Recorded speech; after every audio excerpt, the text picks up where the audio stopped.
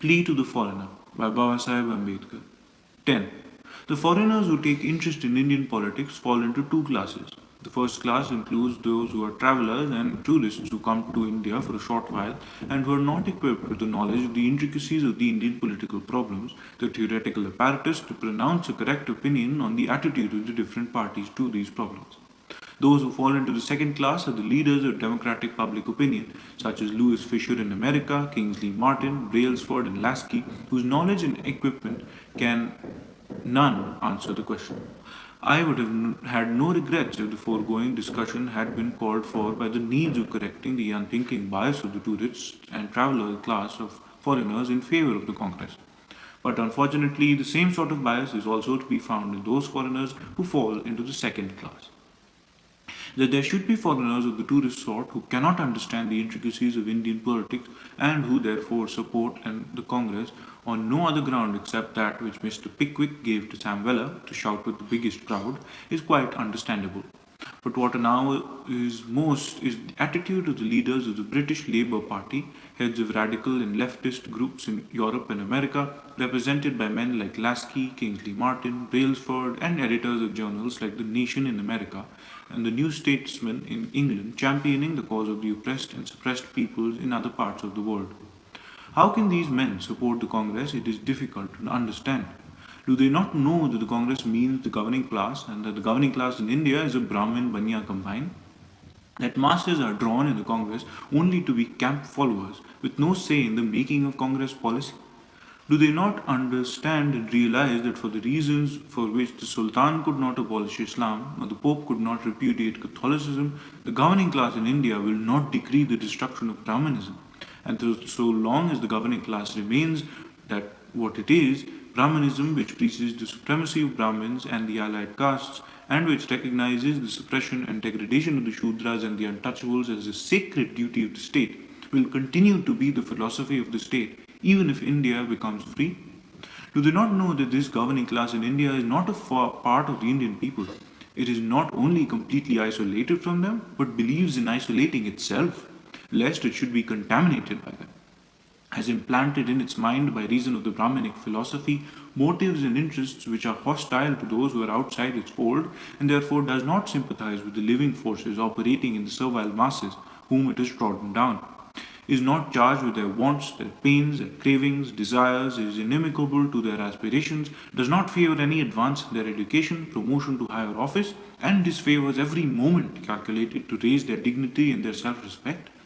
Do they not know that in the Swaraj of India is involved the fate of 60 million of untouchables?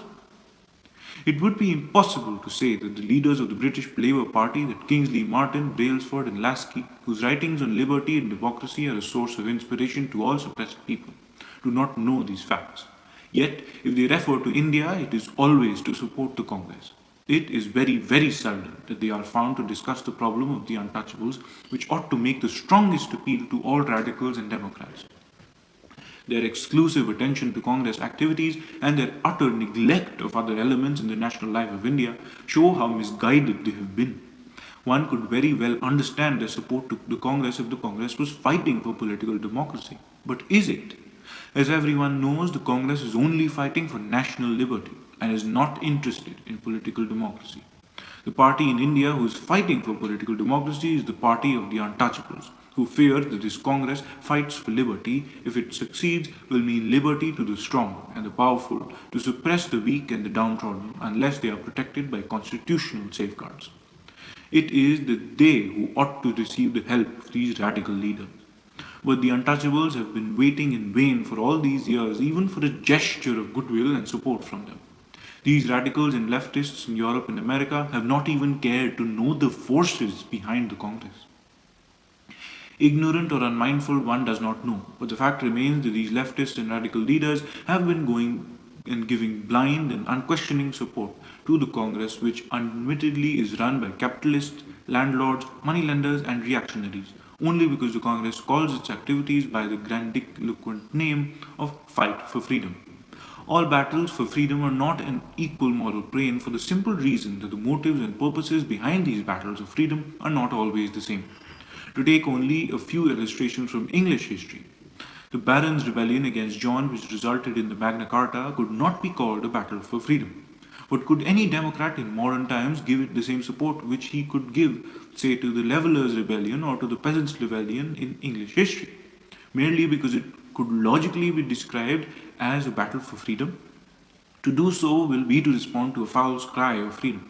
Such crude conduct would have been forgivable if it had proceeded from groups not intelligent enough to make a distinction between freedom to live and freedom to oppress. But it is quite inexcusable in radical and leftist groups led by Messrs. Lasky, Kingsley Martin, Brailsford, Louis Fisher, and other well known champions of democracy. When pressed to explain why they don't support Indian parties which stand for true democracy, they are reported to meet the charge by a counter question. Are there any such parties in India? Insist that there are such parties in India, and they turn around and say, if such parties exist, how is it that the press does not report their activities? When told the press is a Congress press, they retort, how is it that the foreign correspondents of the English papers do not report them? I have shown why nothing better can be expected from these foreign correspondents. The foreign press agency in India is not better than the Indian press. Indeed, it cannot be better. There are in India what are called foreign correspondents. In a large majority of cases, they are Indians. Only a very few are foreigners. The selection of Indians as foreign correspondents is so made that they are always from the Congress camp. The foreign correspondents who are foreigners fall into two groups. If they are Americans, they are anti-British, and for the reason pro-Congress. Any political party in India which is not madly anti-British does not interest them. Those who are not in the Congress will testify how hard it was for them to persuade the American war correspondents who trooped into this country in 1941 to 42 even to entertain the possibility of the Congress not being the only party, much less to induce them to interest themselves in other political parties. It took a long time before they recovered their sanity, and when they did, they either abused the Congress as an organization led by impossible men or just lost interest in Indian politics. They never got interested in other political parties in India and never cared to understand their point of view. The situation is no better in the case of foreign correspondents who are British. They too are interested only in that kind of politics which is first and foremost anti-British. They are uninterested in those political parties in India whose foremost concern is to make India a free, safe, for democracy country. The result is that the foreign press provides the same kind of news about Indian politics as does the Indian press. These reasons cannot be beyond the ken of these radicals.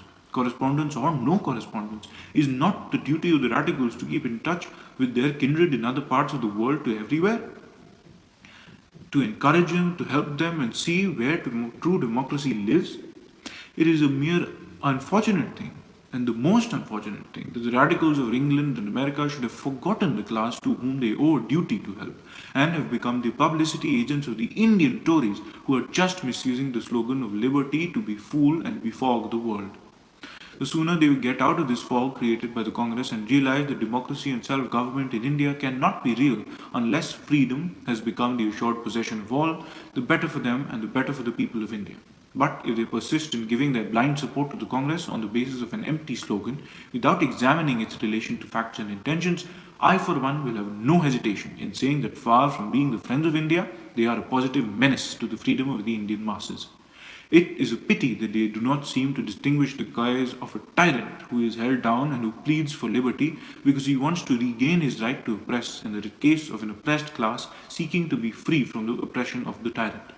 In their hurry to bring freedom to India, they have no time to realize that by siding with the Congress, what they are doing is not to make India safe for democracy but to free the tyrant to practice his tyrannies. Is it necessary to tell them that the Congress support is to let tyranny have freedom to enslave? It is to save their own reputation as the champions of the oppressed and the suppressed classes that they should reconsider their attitude towards the Congress. The end.